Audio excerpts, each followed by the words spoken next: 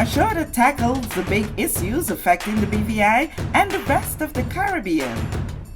Searches for answers to today's big questions and gives viewers a unique perspective on developing stories. Follow the big story with me, Kathy Richards, only on JTV.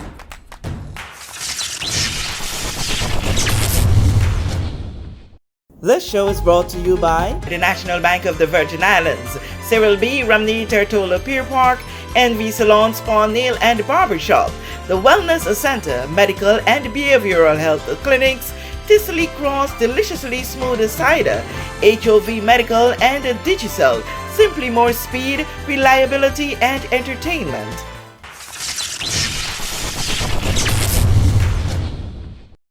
This is the big story. I'm Kathy Richards. I want to thank you so much for joining us on set with me today, sharing bright colors. Mr. Kevin O.J. Smith, welcome to the big story. Good morning. Thank you for having me, Kathy, and thank you to your listening audience who are joining us today. Awesome. You are in green, the campaign season, and it says VIP. Yes. Forward. Forward together. Backward never. We don't say backward never. We just say Okay. forward together. We're trying to right. just focus on forward thinking things. Okay. Which seems to be the direction or the emphasis I try to focus my campaign on, just in terms of what we're going to do for the people, what we're going to do for the district, what we're going to do for the country. So leave the things that are behind.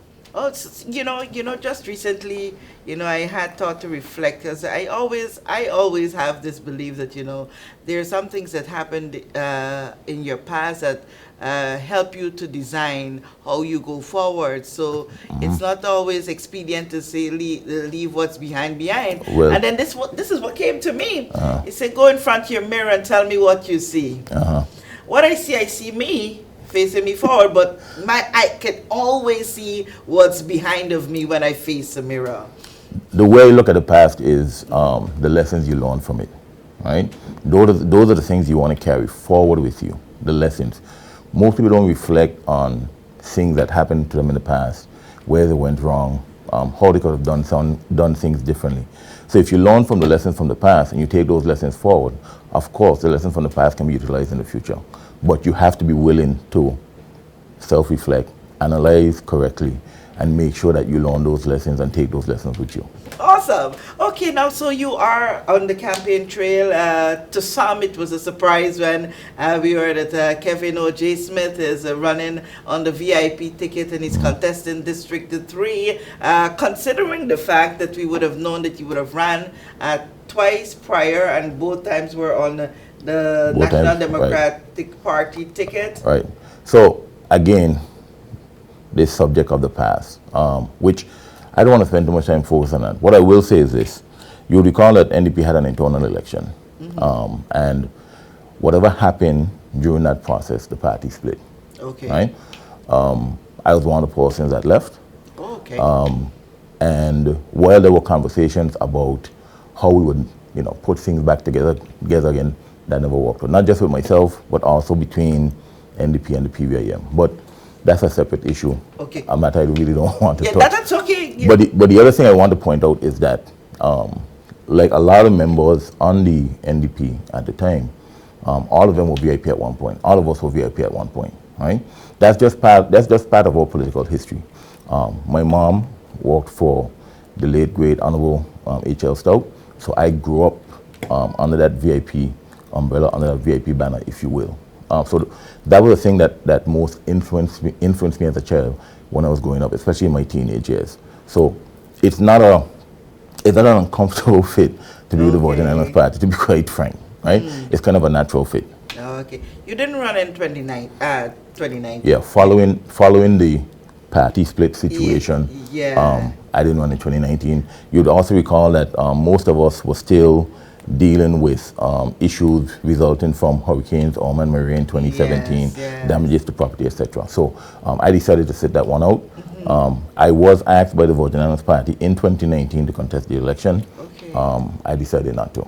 Okay. And so how prepared are you that would have made you decide that, yes, I'm going to do it this year?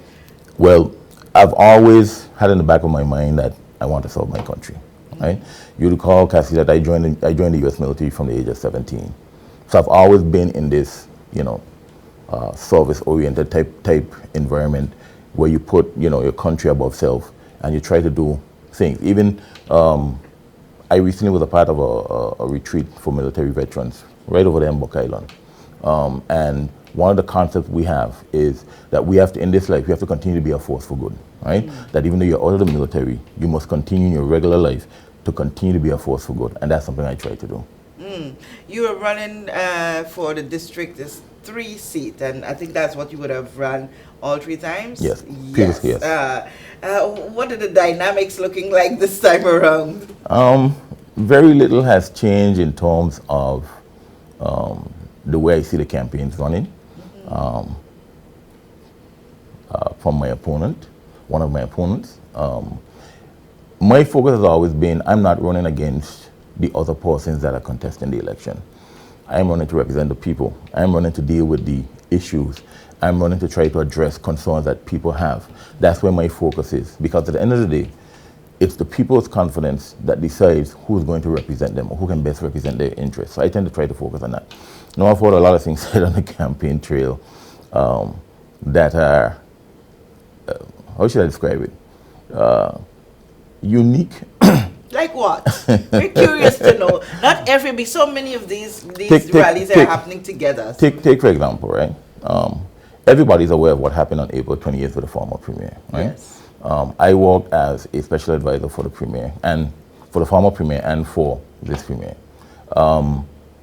Special advisors are not tied to the hip of any person, no different from the permanent secretaries, which are the primary advisors in any ministry, the private secretaries, or any other officer within the office, right? If you look at what our job description says, there are specific tasks. I particularly was tasked to help the minister and the ministry work on policy matters and special projects, right? So when a minister comes to the building or leaves the building, none of us have any idea as to where he's coming from, where he or she is coming from, or where he or she is going, right? So, and I don't provide advice to persons in their private capacity. I have no knowledge of what somebody does when they're not on the job. I don't even have any knowledge of what they do when they're on the job. Special advisors are not even required because our contract is not an employment contract, it's a goods and service contract.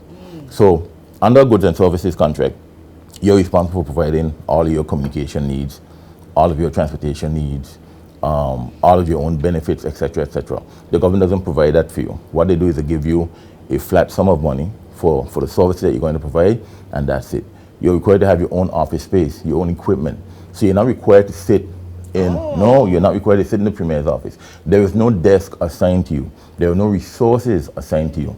You have to use your own resources. I am not the first special advisor to work for the premier. I'm not going to call anybody's name, but there was an advisor. There were 2 consultants at work, and I'm not mentioning the one most people might be thinking about, right? Okay. But besides him, there were 2 other consultants that worked in the premier's office, okay?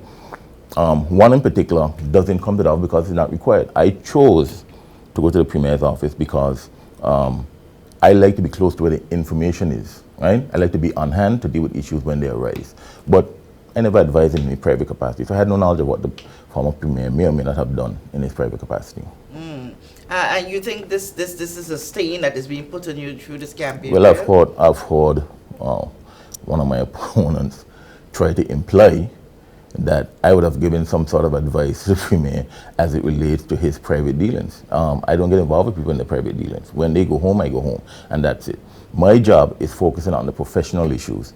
That's what I try to do. I don't get involved in people's personal matters, personal affairs. That doesn't concern me, because that's the way I live my life. Okay. All right, OJ, you would have but one other thing I want to point out, yes, right? Just for clarity. When the incident happened on April 20th, I read the affidavit as many persons have read it, right? You don't see any reference in there to any other member of the Virgin Islands Party, right? It deals with one person primarily. The other thing is, being a military veteran, all of my information is with the United States of America. I have traveled since the incident of April 28th. I've never had an issue with Homeland Security or any other authority in the U.S., not the Feds, not Department of the Army, not Department of Defense. So for somebody to try to allude that somehow I had anything to do with the private dealings of the former premier is just ludicrous. Okay. All right, so we'll get off of that now, Right. now that we've dealt with that past. So we can move on. The third district, when you would see persons term after term going to be vying to become the candidate, the district representative, says that there are things that you think that you can do for or even better for that district. You think that they might think there are not enough being done or more can be done, or a new dynamic of person being there as a representative can make a difference. Right. So every election cycle you would have persons within the community, in all the communities, who may not be fully satisfied with the way things are being done. That's one. And they would say to persons, they would reach out to persons and say, I think you should contest the election because we think we need more representation. Now, to clarify, I would never, and if you go back to my speeches in 2011, my first speech in 2011, I said openly that I respect Honorable Fraser. I respect the thing that he has done for the district. I could never tell somebody he hasn't done stuff for the district. That would be categorically false, right? But over time, particularly in the last 12 years, things have not proceeded the way that a lot of persons feel they should, right? And it might be time for a change, but that's for the public to decide. When we get into an election, it's for the public to decide: are we happy with the way things are now? Do we want to continue with the status quo, or do we want to move in a different direction? Right? That is for the public to decide. So when we campaign, we try to campaign on this is what I think the issues are in the district. This is how I'd like to get them resolved. Yes, a lot of roads have been built in the district. Nobody can dispute that. Honorable Fraser did that when he was a member of the Virgin Islands Party. Fine, great. The issues over the last 12 years, when you go to the residents in Pacopan, I had two families that made me walk those roads. I literally walked the road because they wanted to show me what are the specific issues with the road. They walked me down to a corner where one of the vehicles that went over the side, they walked me to another part of the road that appears to be slipping off of the hill. So when residents are saying this has been neglected for the past 12 years, and we want somebody who's going to take control of these issues and find a way to get them resolved. We have water woes in the district. A lot of districts complain about water, but we have serious water woes in the district. When Bywater came in 2010, there was a promise or an agreement or an understanding, based on the contract, that Bywater would provide water for the territory, but they would also repair the sewage system and they would also repair the distribution network, because everybody who worked in government knew that the main issue that we've had in this country was never the production of water. The issue was distribution. So something happened when Bywater went to Paraquita Bay. There were some changes in the operations, and that contract was renegotiated in 2017 under the National Democratic Party. Right? The company was bought out. Changes were made to the contract. For some reason, those provisions went out. So we still today are stuck with a distribution issue with the water network. That is affecting people severely in our district. I know persons have called the current district representative. They've called me. I don't know who else they've called, but they've called because it is frustrating. It's difficult for somebody to wake up on a long holiday and there's no water. You can't wash, you can't cook, you can't use the bathroom, you can't do any of the things that you want to do. You have people who are farmers in the district. You can't feed your plants, you can't water your plants because there's no water. And you're hoping and praying that the water will come on at some point in time. But all these issues started fundamentally. The major one started in 2010 when we got in on a deal with Bywater. It has not worked for us the way that it was presented or promoted, and now we have to get in there and fix the entire distribution network. And that's something I am going to work feverishly to resolve, because when my mother gets up in the morning and says she doesn't have water, you as a child, you as her son, you're not going to feel comfortable about that. It doesn't make you feel good. My parents are elders in the community.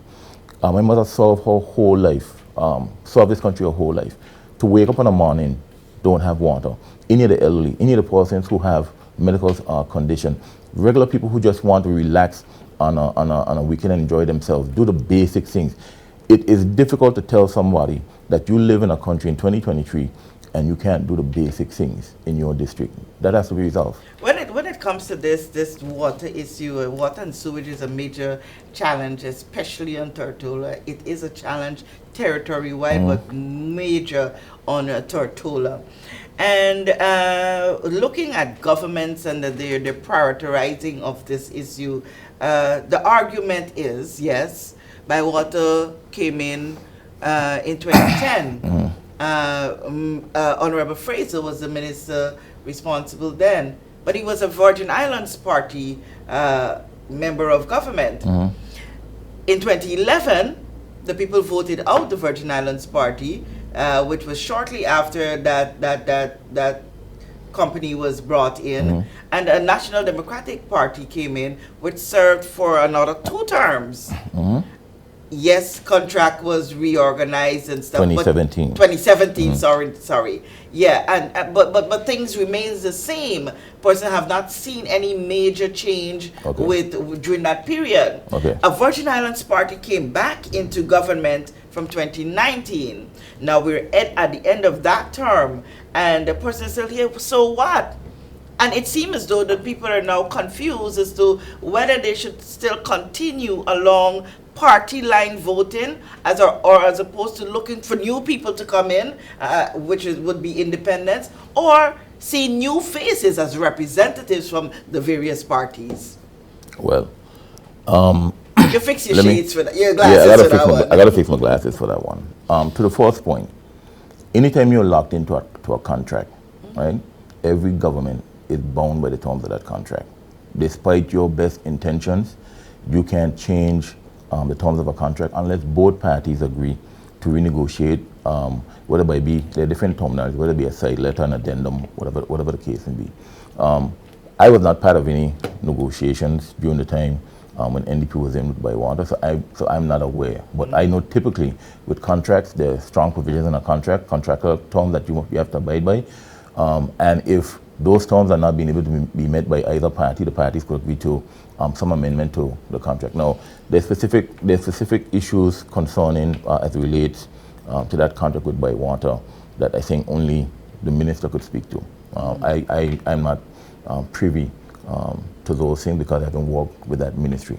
But I will continue to say that all of the governments, a new government goes in there now, whatever agreements or contracts that were made between the government and parties, they're binding on them as well. If you look at, for example, the governor has been on record to say that the agreement that the unity government made in terms of the COA implementation, any government that gets in now is bound by those. Now, they want to negotiate the timelines, but it doesn't change the recommendations has to be implemented.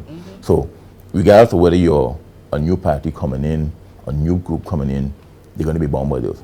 I understand that there's an appetite for new faces, right? But let's just look at the way we function as a society. If you're going to tell me that persons who are fighting or disagreeable now, that if you elect those persons, and just by virtue of the fact that they're elected, they're all of a sudden going to become agreeable, I don't believe that, right? If you look at what happened with NDP and PVIM, they were in talks to merge at one point in time. Couldn't put aside whatever the differences were for the sake of the country, right, and form one team to contest the election against the Virgin Islands Party. You're going to tell me now, if you select members from each of those groups, you're going to just magically put them together? I'm aware of what the issues are. I was there. And I don't think it's going to be... But you left too. You didn't stay to try to solve the problem. Hold on. When I was asked in between 2020 and 2021, I don't want to get into specifics because... Yeah, that's okay. Yeah. When I was asked between 2020 and 2021, my specific suggestion was, I met with both PVIM and NDP. My specific suggestion was, and I didn't meet with everybody in NDP, I met with people who... mattered at the time. Who mattered, right? I don't want to say mattered. Yeah. Persons who had some sort of control over the organization, right? Yeah. I said, we need to put the differences aside and the two groups need to merge, because if you run as two separate split teams, there's a risk you can't win the election, right? So I was not unwilling to be a part a solution. Of a solution. The reality is, persons couldn't get the matter resolved, right? So if you're telling me, now I try to be a logical person. If you're telling me that the country is at stake and we need to do something for the sake of the country, but can't put my personal issue or my personal agenda or my personal ambition aside for the good of the country, and then you're going to tell me after the election we'll magically mend, right? You go over the course of the election from 2011 to well, we could say to present, and you go back to all the things that persons have said about other persons and so forth, right? I don't see how those fences are going to be mended in the way that people hope, right? We can hope, but the reality is there are differences between the groups. There are persons who don't work well together. There are persons that don't mesh. You work in an organization. Does every employee in the organization work well with each other? And managers a lot of times are looking at who are the right fit for their organization's culture, who are the right fit to be a part, because there's something about a team. You wouldn't put somebody on a football team who doesn't have your back. You wouldn't put somebody on a military team who doesn't have your back. When I was in the military, the concept we lived by is that each person had each other's back. We live by a code. So if organizations don't do it, if sports groups don't do it, if the military doesn't do it, I don't see why we should expect anything different in politics. It's good when persons have cohesion. And the one thing that the Virginian Party have amongst our 13 members, we're a cohesive group. So how do we clear this for the electorates, those who are eligible to vote, and say, well, look, okay, listening and hearing all of this, because I too would have seen at least one person who would have broken away from the VIP during this course of time, and we're hearing about what the challenges with the PVIM and the NDP. Look, I am not able with this. I ain't going to no polls. Y'all tried it. How do we try to smooth that to encourage them to vote? Well, it's all of us are still, although we're part of a team, all of us are still subject to individual scrutiny, right? I think that the public is scrutinizing every single candidate to see what their mettle is worth, right? And it's going to come down to how comfortable the public feels, or the public believes that this individual is going to represent the things that are important to me, regardless of the fact that you have a team. The idea of our team is that you stand a better chance with a cohesive group going in that are going to go in to run the government and are going to work together. But we're well aware that the public is scrutinizing each of us as individuals. Now, the unfortunate thing is that the campaign trail this time is extremely short. In my experience, when you go, there's so many issues affecting this country. When you go to meet with a household, you can't get out from in front of those. I mean, if you're passionate about hearing people's concerns, people's issues, you're not leaving there less than 45 minutes. It's just not happening, right? Otherwise, you run the risk of somebody feeling that you're dismissive. But people want to be able to talk to you about what concerns them, right? When I've spoken to young people, and I think sometimes we forget that we were once young. When I was coming up, all I wanted to know that there was a future laid out for me, meaning that I had an opportunity that I could come out into the workforce, I could get a decent job with decent pay, be able to put food on my table, if I have kids, feed my kids, and plan for my future. That's all I want. That's all I want. So when you see young persons, and bear in mind, my daughter is 21. I have these conversations with my daughter and my son every day.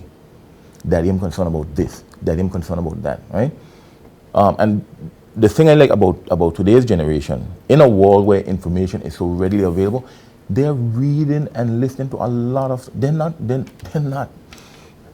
uninformed, right? So when you go and you talk to them, right, they're sitting and they're listening to you, but they're analyzing every word you say. And one of the things they're particularly concerned about, what they're trying to see is, do you really understand our issue? Because the problem is every person gets up and said, we're going to do something for the youth. We're going to do something for the youth. We're going to do something for the youth. And then time passes, you're looking for the thing for the youth, and they're looking, okay, you said you were going to do this, you never did it, right? So what has happened is that you have younger voters who are frustrated with the process because we're saying we're going to do something, but we don't have any assurance that you are going to do it. Now, what I say to persons is this. You can check any previous places that I've been employed. You ask any employee that's ever worked with me, they will tell you one thing about him. When he says he's going to do something, he goes to get it done. And I'm literally like a pit bull when it comes to achieving object, because you just don't see that. because this is the way my mother raised me, my father raised me. I grew up in a very strict environment. In my day, you wasn't calling somebody to cut the yard, and you didn't have any machine to cut it either. You go there with a machete and a liquor, and you go to work.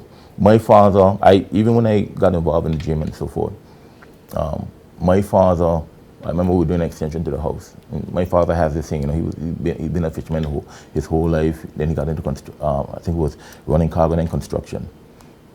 When we go to work, it's 5 a.m. He's starting. And I remember, this is when I was heavy in the gym, and I remember about 11 o'clock, and I said, Daddy, we're going to take a break? Break? We'll take a break when the work is finished. Mm-hmm. So I've always been raised with that type of work ethic, that you have to get things done. And I believe in that. If you're gonna take on a responsibility, you have to focus on delivering the things that people expect. And you can't just give them excuses that, because okay, on day one, okay, you give them this excuse. They might say, all right, somebody didn't show up to work who was responsible. You come day 10 and you say the same thing, nobody buying that, right? So we have to get down to business, and we have to be about or we're on fixing things that people are concerned about. And so, yes, we want to continue to grow the economy, but not just grow, we want to be able to diversify it. Because there are a lot of things coming down the pipeline that's going to affect us. And we need persons who can anticipate those things and prepare for those things and be able to share with the public, educate the public, and at the same time reassure them that we're going to get it done. We're going to make sure that their interests are protected. Awesome, beautiful. The clock is on us. Okay.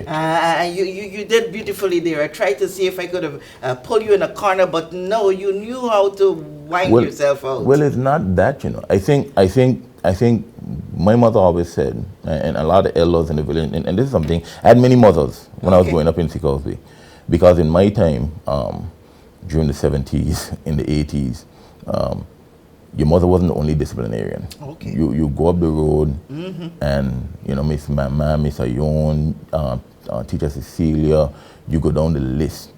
Because I spent a lot of time, particularly in Teacher Cecilia's yard, my cousins and so forth, her sons, learning how to build bikes, etc.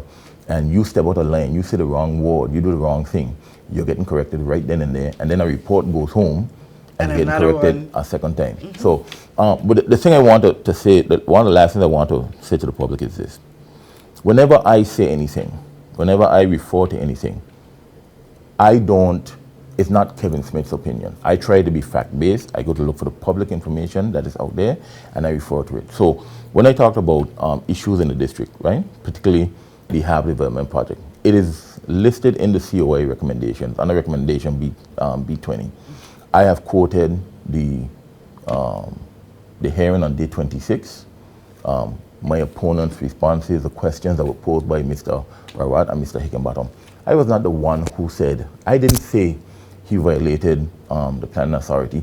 They're the ones who said it. I simply refer to what they said, and anybody can go to that hearing and listen for themselves. So it's not Kevin Smith's opinion, right? This is what Mr. Rawat and Mr. Hickenbottom said. It's in there that it needs to be investigated, because they're the ones that said the project was valued at $6 million. Their words, not mine. $1 million was spent by using petty contracts, and the question was, why did you issue those petty contracts and proceed with the project without getting planning approval? I didn't say that, because we have persons in the district, regular persons who are trying to develop their homes. They're having challenges with the planning authority, and you're telling me that as elected officials, we don't have to by the same rules? That can't be. So on that note, 10 seconds for your campaign plug. Well, I want the public to know that I'm here to solve. I'm ready to solve. I have a lot of experience in a number of industries. I work well with a number of entities in the business community. I have great relationships within central government itself. I know what I'm about. I know what I'm doing. I'm able to help a number of persons in the community, as I have been doing my entire life. Persons who have come to me for help know that I've helped them, know that I get things done on their behalf. And I will continue to do that if I'm successful as the next district representative for the South District. Kevin O.J. Smith, District 3 candidate on the Virgin Islands Party ticket for the upcoming election, which is due for the 20th and the 24th of this month. I wish you every success. Thank you, Cassie, and thank you to your listening audience for listening to me. And thank you for joining us for this edition of The Big Story.